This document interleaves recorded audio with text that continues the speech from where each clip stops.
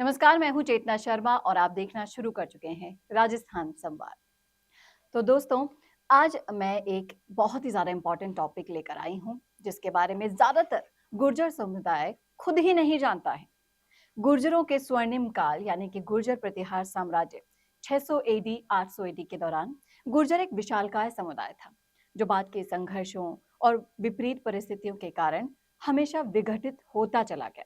बाहरी कारकों के साथ साथ खुद गुर्जर समुदाय में सामंती मानसिकता के तत्व भी इसके लिए उतने ही जिम्मेदार रहे जितने कि आज अमूमन हर गुर्जर के दिमाग में एक सवाल जरूर आता होगा कि आज का गुजरात राज्य, जिसका इतिहास सोलंकी गुर्जरों के वीर गाथाओं से भरा पड़ा है और जिसको गुजरात नाम खुद गुजरातरा यानी कि गुजरी भाषा में गुजराता गुर्जरों ने दिया, वहां ही आज गुर्जरों की जनसंख्या नगण्य क्यों है?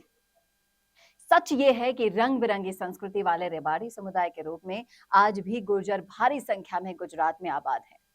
थोड़ा इसको मैं और आगे बढ़ा के आपको एक्सप्लेन करती हूँ। रेबाड़ी कैसे गुर्जरों से अलग थलग पड़ गए। गुर्जर प्रतिहार काल में राजपूत नाम की कोई जाति नहीं थी, बल्कि गुर्जर समुदाय में खुद ही व्यवसाय के आधार पर कई वर्ग हुआ करते थे, जैसे कि शासक वर्ग यानी कि राजा, सामंत, राजाधिकारी, मंत्री। इनके साथ साथ सैनिक वर्ग हुआ करता था। कृषकों में खेतीहर गुर्जर आते थे और पशुपालकों में वो। इनमें जनसंख्या के आधार पर पशुपालक वर्ग सबसे बड़ा था। और इतिहास के तथ्य बताते हैं कि मध्य एशिया से आए गुर्जर समुदाय को उस समय पश्चिम एशिया और यूरोप की दूसरी लड़ाकू जातियों की तरह पशुओं यानी कि घोड़ा, ऊंट, गाय, इन सब का बहुत शौक था। इसलिए व्यवसाय के तौर पर भी अधिकतर गुर्जर पशुपालन किया करते थे। और इसी पशुपालक वर्ग में रेवड़ यानी कि भेड़, बकरियां, ऊंट पालने वाले गुर्जरों को उस समय रेबाड़ी गुर्जर कहा जाता था, जो बाद में अलग अलग थलग होकर सिर्फ रेवाड़ी रह गए। यही रेवाड़ी गुर्जर भारी संख्या में गुजरात से जम्मू कश्मीर भी गए, जो आज वहां बकरवाल कहलाते हैं। मैं कई बार वीडियोस में बात करती हूँ उनकी भी। रेवाड़ी और बकरवाल गुर्जरों की वेशभूषा, आभूषण सब एक है।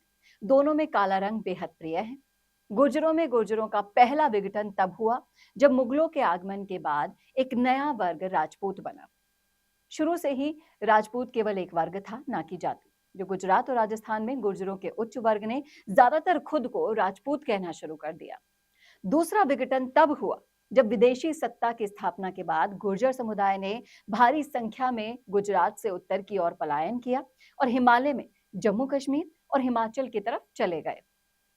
फिर हुआ तीसरा विघटन। गुजरात में जो कि रेबाड़ी गुर्जर बचे थे, वहां पे ब्राह्मणवादी और सामंती मानसिकता ने गुर्जरों को जोड़कर चलने के बजाय उन्हें तोड़ दिया और उन्हें अलग अलग कर दिया। गुजरात में इन रेबाड़ी गुर्जरों की भारी जनसंख्या है और गुर्जर खून होने के कारण विद्रोही स्वभाव इनकी पहचान है। जहां आम गुजराती छोटे कद और कम लंबाई के होते हैं, वहीं सुंदर नैन नक्श और हट्टे कट्टे रेबाड़ी पहली बार देखते ही गुर्जर दिख जाते हैं और अलग ही तरह से पहचाने जाते हैं। खटाना, सोलंकी, हूण, परमार, चौहान, भाटी, पवार, ये सारे इनके भी मुख्य गोत्र हैं। रेबाड़ियों के सुंदर नैन नक्श होने की वजह से सर हर्बर्ट रिजले ने भी इनके लिए कई सारी चीजें लिखी हैं और इन्हें विशुद्ध गुर्जर माना है। मुगल काल की बात करें तो जैसा व्यवहार वो राजपूत बन गए गुर्जरों का हुआ करता था, वैसा का वैसा व्यवहार ब्राह्मणवादी मानसिकता के गुर्जर रेबाड़ी गुर्जरों के साथ आज कर रहे हैं। एक तरफ हमारे गुर्जर संगठन सरदार पटेल का राग अलापते नहीं थकते थे। ये मान लीजिए कि वो गुर्जर थे, लेकिन क्या फायदा जब उनके वंशज आज खुद को गुर्जर नहीं मानते हैं। खुद पटेल की बेटी मणिबेन पटेल कनवी महासभा की अध्यक्ष रही हैं। दूसरे लेवा पटेल समुदाय को गुर्जर कहना बेमानी होगी, क्योंकि उनकी 70% शादी ब्याह दूसरे अंतरजातीय होते हैं। शक्ल सूरत और संस्कृति के आधार पर लेवा पटेल आज एक बनिया समुदाय माना जाता है। वहीं दूसरी तरफ रेबाड़ी समुदाय की तरफ कभी इन संगठनों का ध्यान नहीं जाता, क्योंकि जब तक इनमें ब्राह्मणवादी मानसिकता है, तब तक ये यूं ही गुर्जर समुदाय को छलते रहेंगे।